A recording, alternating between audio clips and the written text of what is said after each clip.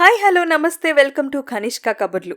తెలుగువారి సంపూర్ణ పెద్ద బాల శిక్ష ద్వితీయ భాగంలో ఉన్న ఇద్దరు మిత్రులు కథ వింటారిప్పుడు. ఒక రాజ్యానికి విజయేంద్రుడు అనే ఒక రాజు ఉండేవాడు.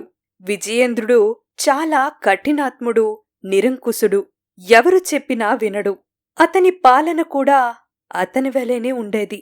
రాజును ఎదిరించే సాహసం ఆ రాజ్యంలో ఎవరికీ లేదు.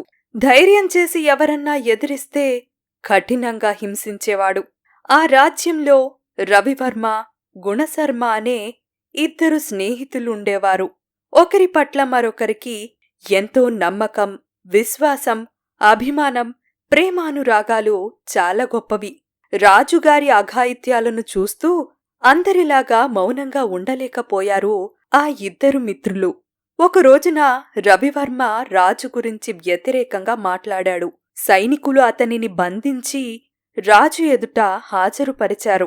రవివర్మ ధైర్యంతో నిండు సభలోనే రాజుగారి అకృత్యాల గురించి విమర్శించాడు. ఆ మాటలు విన్న రాజు కోపంతో రవివర్మను బంధించి కారాగారంలో ఉంచమని భటులను ఆజ్ఞాపించాడు.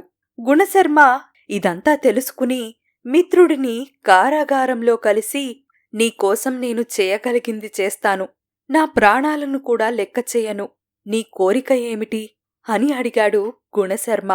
సంతోషంతో రవివర్మ, మిత్రమా, నేను మరణించేలోపు ఒక్కసారి నా తల్లి చెల్లిని చూసి వారికి ఏదైనా దారి చూపించి రావాలని ఉంది. అంతకంటే నాకు వేరే కోరిక అంటూ ఏమీ లేదు అని అన్నాడు. వెంటనే గుణశర్మ రాజు దగ్గరికి వెళ్ళి తన మిత్రుడి కోరికలను తెలియజేసి, అతను వచ్చే వరకు నేను కారాగారంలో ఉంటాను, దయచేసి ఒక్కసారి విడుదల చేయండి అని వేడుకున్నాడు. చెప్పిన గడువు లోపల రవివర్మ రాకపోతే అతనికి బదులు మరణదండన అనుభవించాలి అన్నాడు రాజు. సరే అన్నాడు గుణశర్మ. రాజు అతని మిత్రుని మీద ఉన్న నమ్మకం చూసి ఆశ్చర్యపడ్డాడు. ఆ ఇద్దరి మిత్రుల గురించి అంతకు ముందే తెలుసుకుని ఉన్నాడు. అందుచేత అతని కోరికను మన్నించి, సరే, నీ మిత్రుడికి 1 రోజులు గడివిస్తున్నాను. 1 నెల తర్వాత ఇదే రోజుకు నీ మిత్రుడు రాకపోతే నువ్వు మరణిస్తావు అని హెచ్చరించి రవివర్మను విడుదల చేశాడు. 1 నెల రోజులు గడిచినవి. రాజు ఇచ్చిన గడువు కూడా ముగిసింది. ఆఖరి రోజు సాయంకాలం కావచ్చింది. రాజు కారాగారంలో ఉన్న గుణశర్మ దగ్గరకు వెళ్ళి, ఏడీ నీ స్నేహితుడు? జీవితంలో ఎవరినీ నమ్మకు. చాలా చిన్న వయసులోనే మరణిస్తున్నందుకు నాకు చాలా బాధగా ఉంది.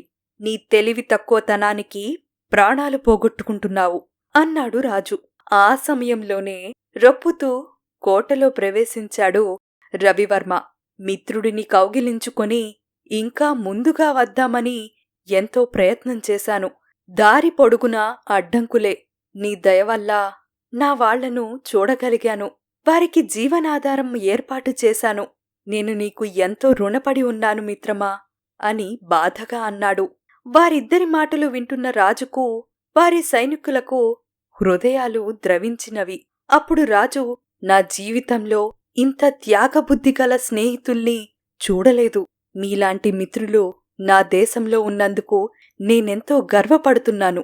ఈనాటి నుండి నేను కూడా ప్రజల యందు ప్రేమానురాగాలతో ఉంటాను అని రాజు ఇద్దర్నీ విడుదల చేశాడు. ఇదండి ఈ ఇద్దరి మిత్రుల కథ.